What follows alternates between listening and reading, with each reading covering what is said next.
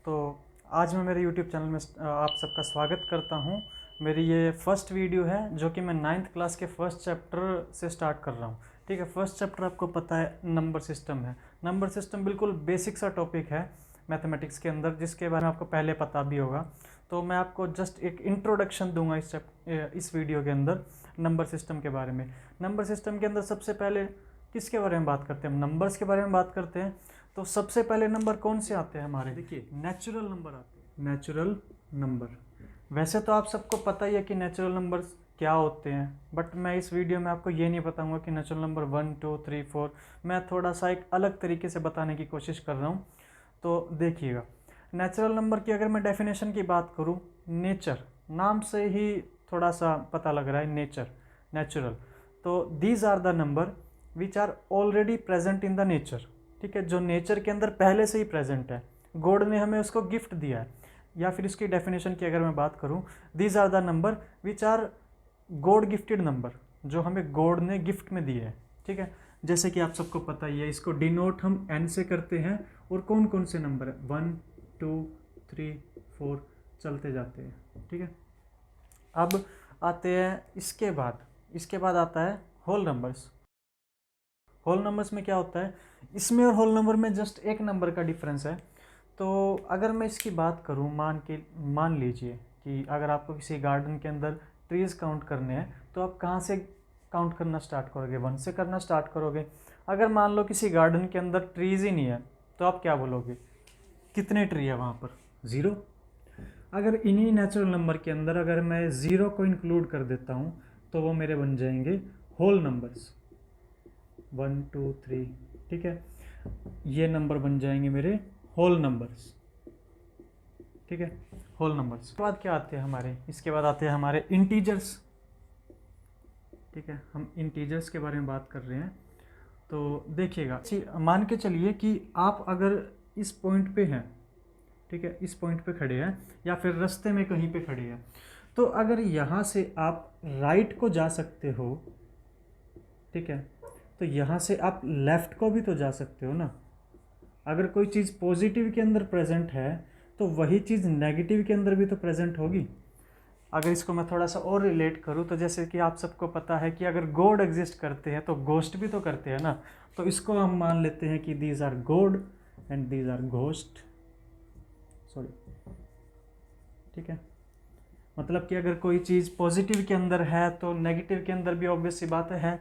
और जिसको आपको पता ही है वो नंबर कौन से, ये तो आपको सबको पता ही है, -2 -3 -1 0, है ना, 1 2 3। तो होल नंबर्स के अंदर अगर नेगेटिव को इंक्लूड कर दोगे तो वो बन जाएंगे आपके इंटीजर्स। इसके बाद आपके आते हैं, तो वैसे तो आप सबको पता होगा, आपने काफ़ी टाइम पढ़ा भी होगा रेशनल नंबर के बारे में। रेशनल नंबर्स, रेशनल नंबर का कॉन्सेप्ट कहाँ से आया? अगर कॉन्सेप्ट की बात करूँ मैं, रेशनल नंबर का कॉन्सेप्ट कहाँ से आया? तो रेशनल नंबर का कॉन्सेप्ट आया रेशो से। ठीक है, रेशो से। रेशो मतलब क्या होता है? डिवाइड करना।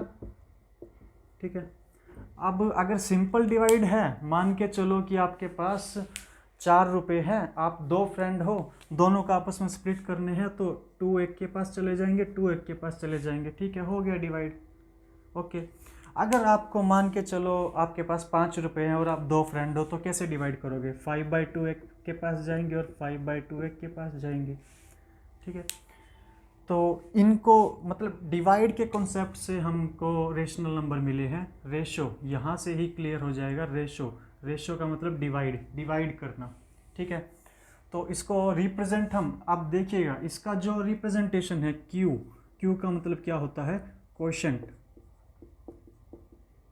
सॉरी,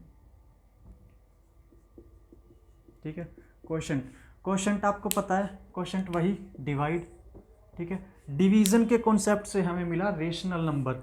या फिर अगर मैथमेटिक्स की डेफिनेशन की बात करूं, दीज आर द नंबर,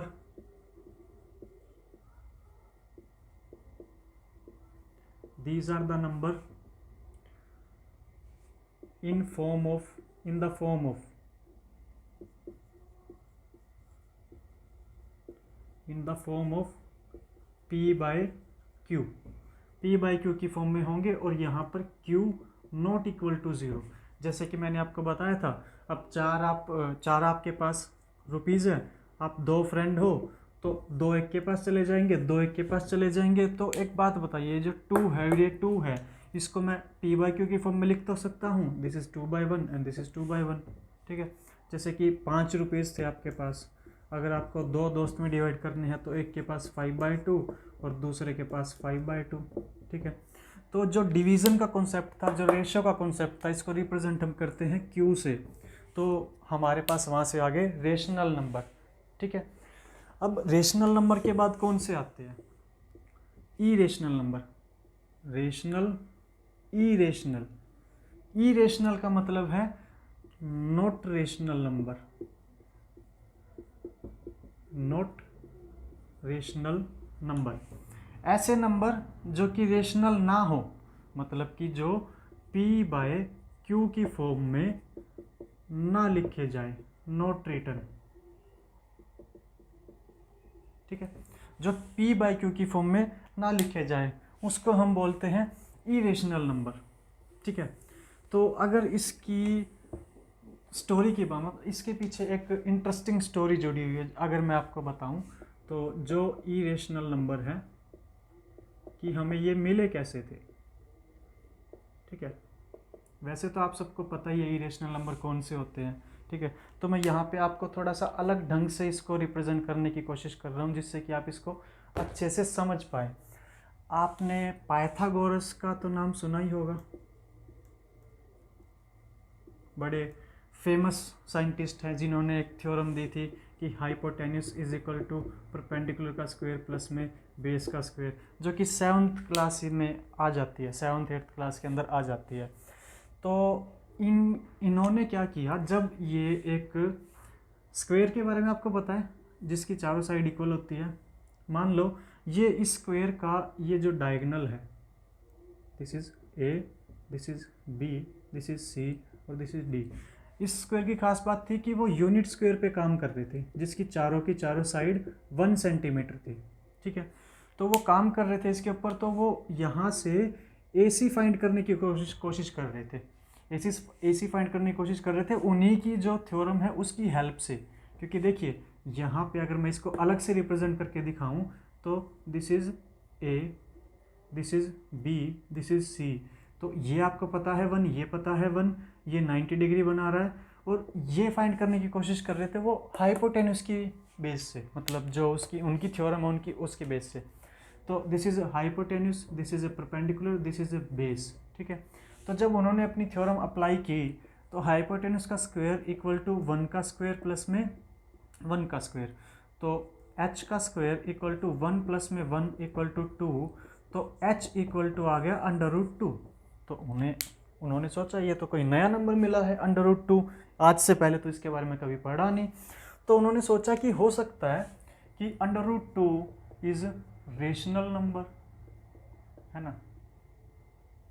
कि क्या पता ये रेशनल नंबर हो।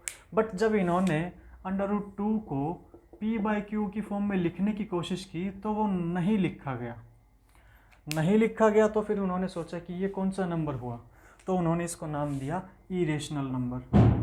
ऐसे नंबर जो कि रेशनल ना हो उनको हम बोलते हैं इरेशनल नंबर, ठीक है। तो यहाँ से हम डेफिनेशन बनी है कि ऐसे नंबर जो P/Q की फॉर्म में ना लिखे जाए उनको हम बोलते हैं इरेशनल नंबर। इरेशनल, नॉट, जो कि रेशियो की फॉर्म में ना लिखे जाए, मतलब P/Q की फॉर्म में ना लिखे जाए, उनको हम बोलते हैं इरेशनल नंबर।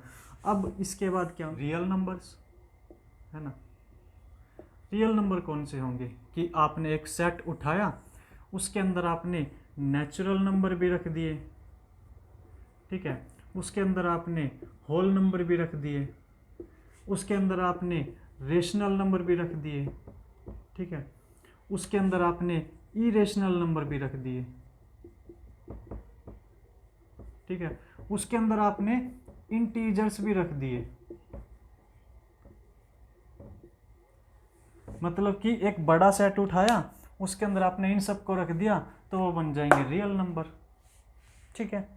तो ये आपके नंबर सिस्टम थे